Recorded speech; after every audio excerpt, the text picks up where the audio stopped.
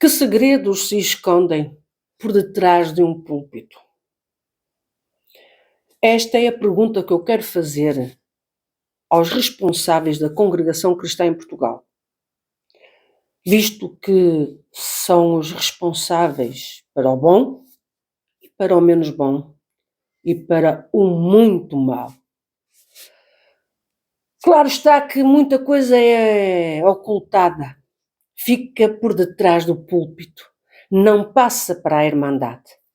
Então eu aqui quero fazer as questões, eu própria que fazer as questões a estes senhores da Santa Cúpula da Congregação Cristã em Portugal, desde o norte até ao sul. Porque vós sois responsáveis por um povo, não só pelo título que têm de anciães ou de diáconos mais velhos ou anciães mais velhos. Olá! O tema de hoje é sobre os abusos sexuais. Isto é porque ontem aqui na televisão portuguesa passou mais uma reportagem acerca dos abusos sexuais a menores por parte da Igreja Católica. E como eu tenho sempre interesse em ouvir as opiniões, os relatos, porque para mim é interessante. Mesmo que estes casos tenham acontecido há mais de 40 anos, eles estão a ser abordados, estão a ser levantados, estão a ser ressuscitados. Isto causa dor às vítimas? Causa, sem dúvida alguma. Mas acredito que irá trazer muito benefício e evitar que haja mais vítimas. Assisti e tornei a assistir a esta reportagem pela jornalista Conceição Lino. Um bem-aja a esta jornalista pelo excelente trabalho, e que é da SIC. Por acaso é da SIC. Quero aqui referir de que, desde o Papa Francisco, daquilo que eu ouvi por parte dele, ao Bispo Auxiliar de Lisboa, o Dom Américo Aguiar, são pessoas que não se importam que eu fale aqui o nome deles, porque eles deram a cara na televisão, coisa que os responsáveis da congregação não têm a coragem e a frontalidade de assumir de que há casos de abusos sexuais a menores e de dizer: vamos tratar deste assunto, vamos parar de nos escondermos atrás dos púlpitos e atrás daquela capa que é de sacerdotal, que é do ancião, do diácono, do cooperador, do músico, do encarregado, dessas capas. Pois bem, ontem fiquei sensibilizada com certas frases, principalmente do Bispo Auxiliar de Lisboa, quando ele fala, porque lhe é perguntado acerca das indemnizações, e em que ele diz que a parte financeira seja completada, que a parte financeira seja completada com o essencial, que é a transparência dos sentimentos de: me desculpem, perdoem-nos, têm razão, assumimos o erro. Porque não é a parte financeira que vai apagar as cicatrizes que estão feitas, a mágoa, a dor, o transtorno psicológico, o trauma. Porque não só pela violência dos atos em si, mas também pela violência das palavras que são dirigidas por pessoas ignorantes, brutas, e que com certeza não sabem do que falam. Porque muitas das vezes, e eu fui testemunha disso, que houve pessoas, e principalmente mulheres, e isto é que dói, quando são mulheres a dizer: porque é que elas não falaram? Então é porque elas gostaram. E eu pergunto aqui às mulheres que sofrem violência doméstica, às mulheres casadas: por que razão é que vocês não falam? Por que razão é que vocês não denunciam? Foi esta a minha resposta perante uma dessas mulheres que disse: porque é que elas não falaram, não denunciaram? Porque as pessoas não têm a noção do exercício psicológico que é sobre as vítimas e da pressão psicológica que é exercida até por parte às testemunhas. Eu falo por mim. Exerceram sobre mim uma pressão psicológica para eu ficar calada. A verdade é essa. Só que eu fiquei calada durante algum tempo.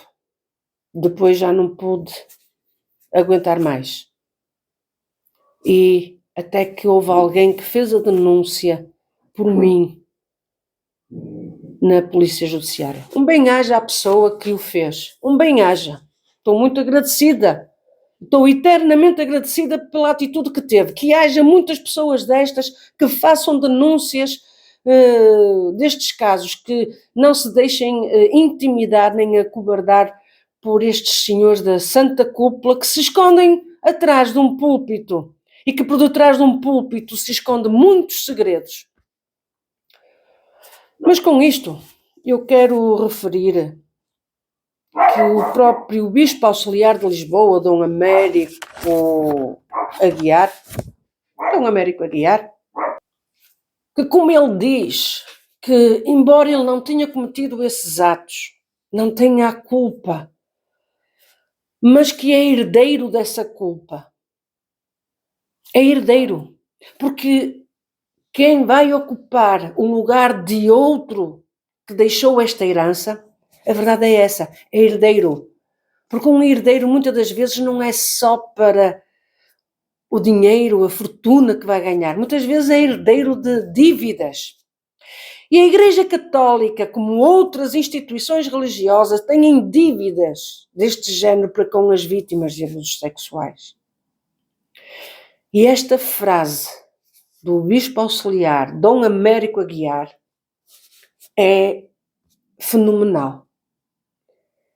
É de uma capacidade de interiorizar a dor de quem sofreu os abusos, porque este Bispo Auxiliar Dom Américo Aguiar, ele leu os abusos que foram cometidos às vítimas.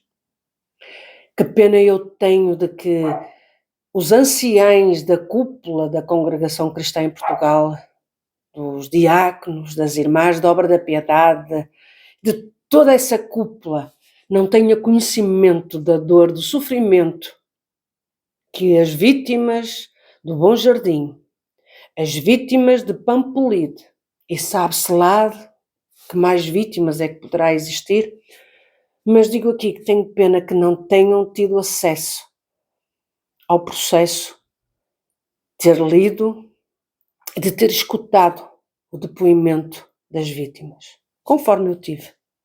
É de lamentar.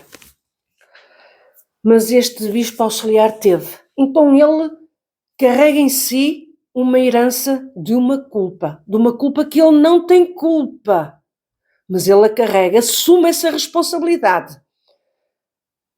Responsabilidade que os homens da Santa Cúpula da Congregação Cristã em Portugal, do Norte, da cidade do Porto, de Lisboa, não querem assumir, nem assumem, viram a cara para o lado, ignoram,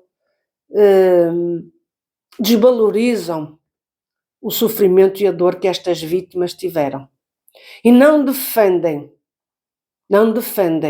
a honra destas vítimas. Este mesmo Bispo Auxiliar, o Dom Américo Aguiar, ele diz que das 512 vítimas, ele diz que não há reparação possível nem nada que possa apagar este mal.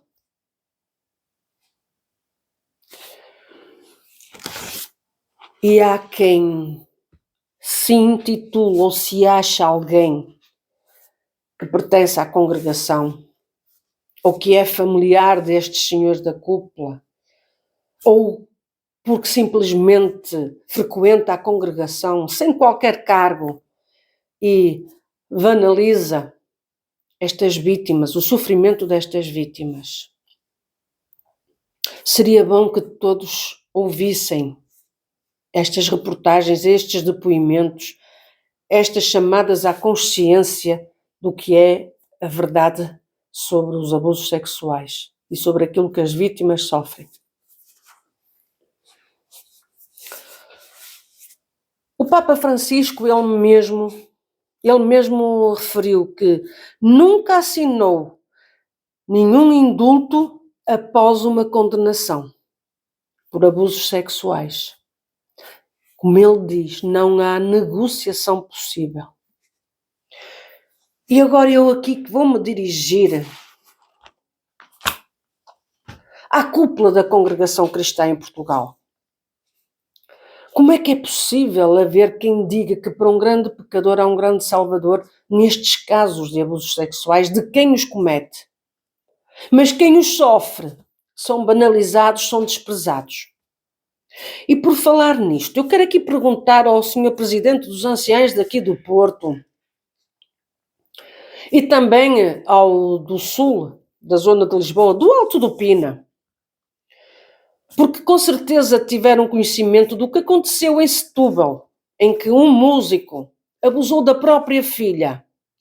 Este caso não ocorreu dentro da igreja da congregação, do templo. Não aconteceu. Mas aconteceu por parte de um músico para com a sua filha. A mãe desta menina denunciou este pai. Deus a abençoe, minha querida, que Deus a abençoe pela coragem que teve de denunciar. Outros houveram que sabiam que eram cometidos abusos e não denunciaram e ficaram calados para que fossem cometidos outros abusos. Mas, minha querida, que Deus a abençoe. É uma mulher de honra. É uma mulher de honra. Perante Deus e perante a sociedade, é uma mulher de honra. Defendeu a sua filha. Quando teve conhecimento, denunciou. Mas a verdade é que esta mãe foi desprezada pelo Ministério de Lisboa, da zona de Lisboa. Setúbal fica na zona de Lisboa, zona sul. E lhe foi tirada a liberdade na igreja de pedir hinos, de testemunhar, orar. Quer dizer, a mãe que denunciou é-lhe tirada a liberdade. Mas ao criminoso, ao monstro, é-lhe feita visitas. E eu aqui desde já quero perguntar ao Ministério de Lisboa, do Alto do Pina, e ao Ministério aqui do Porto, ao Sr. Presidente dos Anciães. Será que quando este homem sair da prisão ele vai continuar a exercer um ministério? Será que vão permitir que ele continue a exercer um ministério? Digam-me, por favor, porque perante isto tira-se a liberdade à esposa. Ou então me esclareçam numa coisa. Por que razão é que retiraram a liberdade à esposa? À mãe da menina. Foi por ter denunciado? Foi por não se ter calado? Não ter sofrido e aguardado em Deus? Como outras famílias fizeram? Como o caso do Bom Jardim? Como o caso de Pampolide? Foi isso? Porque esta mãe se doeu com aquilo que foi feito à sua filha? Se houve condenação, se foram feitas perícias à menina e foi confirmado aquilo que o pai lhe fez, vocês estão a agir como? É que não dá para entender, sinceramente não dá para entender. Como não dá para entender muita coisa que foi feita ao longo dos anos e que com certeza nós até desconhecemos. Mas com o evoluir dos tempos, com a questão de vir à tona certas situações, as pessoas começam a falar. Como foi o caso da minha primeira entrevista, em que houve uma irmã de Lisboa que ficou admirada e que até pensava que estava a ser relacionada a um caso que já há muitos anos tinha acontecido, em que era um ancião que tinha abusado da sua sobrinha. Da sobrinha desse ancião. E em que uma irmã dessa menina foi depois criada por uma outra família que estava ligada à congregação. E aqui eu quero perguntar ao ancião presidente dos anciães da cidade do Porto, se por acaso na altura não teve conhecimento, porque foi mais ou menos na sua fase de juventude em que tudo isto aconteceu. Não teve conhecimento, senhor presidente dos anciães. E até mesmo o ancião mais velho da Europa, e até mais velho de Portugal, em idade de ministério, que é o ancião da Ariosa, também não teve conhecimento? Ou será que vocês se calaram, ignoraram, ficaram calados e permitiram que tudo isto evoluísse de uma forma que está a ocorrer nos dias de hoje? Não se esqueçam que o que está a acontecer na Igreja Católica, com casos bem antigos, estão a vir ao de cima. E eu apenas pergunto porque às vezes pode ter sido montada uma cavala, uma mentira acerca desse ancião e ser tudo mentira. Mas a questão é que eu estou aqui a questionar pelo simples facto é que esse ancião, ou ex-ancião, porque já não é ancião, porque lhe foi retirado o ministério, não por ter abusado da sobrinha, mas porque tinha uma casa de meninas. Não sei se isso é verdade ou não, mas a questão é, vocês ocultaram durante todos estes anos, se isso for verdade.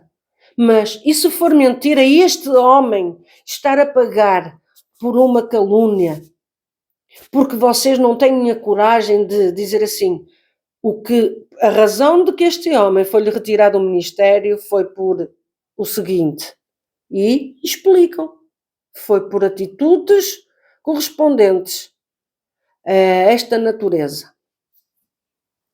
Mas vocês deixam proliferar a mente da Irmandade e depois quem conta um conto aumenta sempre um ponto.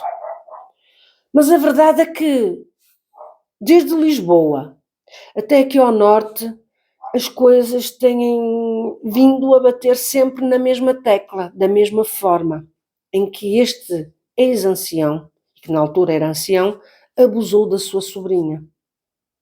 Mas isto é verdade? Porque se for mentira, eu própria, eu digo, olha, aquele caso que eu referi é mentira.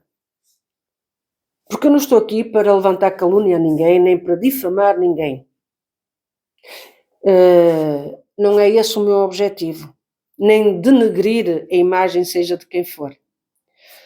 E eu, quando falo aqui, eu falo em relação à responsabilidade que vocês têm como anciães, presidente de anciães, da instituição religiosa Congregação Cristã em Portugal. Quanto à parte pessoal, eu não tenho nada a ver, mas a verdade é que a vossa postura também, como parte pessoal, também tem que condizer com a parte espiritual. A verdade é essa. Mas, afinal de contas, qual é a verdade? Com certeza o problema está é que vocês estão tão perdidos que já nem sabem o que é verdade e o que é mentira. E ireis pensar, o que é mentira é verdade e o que é verdade é mentira. E se esquecem que se deve defender as crianças, preservar, acautelar e prevenir todo o tipo de situação menos própria para que não aconteça estes casos de abusos sexuais. Qual foi a tomada de medida de prevenção? Qual foi? Digam-me, por favor. Qual foi a tomada de prevenção para que não aconteçam mais estes casos? Por acaso vocês tomaram a iniciativa de ir às instituições respectivas, como à Polícia Judiciária, e dizer assim, há este caso assim, assim, assim. E nós queremos aqui denunciar. Fica a vossa responsabilidade. Isso sim seria uma postura digna de homens de Deus, de homens da sociedade, de pais, de avós, de homens de família. Mas não. Continuais a defender o silêncio, continuais a defender a intimidação, a opressão de que não vamos denegrir a imagem da instituição religiosa. E com isto eu quero terminar com o seguinte: eu só espero que este sujeito de Setúbal não venha a exercer novamente o Ministério de Músico. E quero vos dizer que, infelizmente, estou a ser contactada por vários assuntos relacionados com isto de abusos sexuais. Por enquanto não posso falar. Por isso os meus alertas em derivadas situações. Não brinquemos com assuntos sérios. Não venham a ameaçar com isto ou com aquilo. Porque comigo já não pega. Eu não me intimido. Eu não me intimido. Porque valores mais altos que Deus me ensinou e que Ele depositou na minha alma, no meu coração, esses valores falam mais alto do que os vossos ruídos de medo. Que Deus vos abençoe. A quem me escuta. E que vocês, homens da cúpula da Congregação Cristã em Portugal, seja do Norte ou do Sul, tenham atenção às vossas atitudes,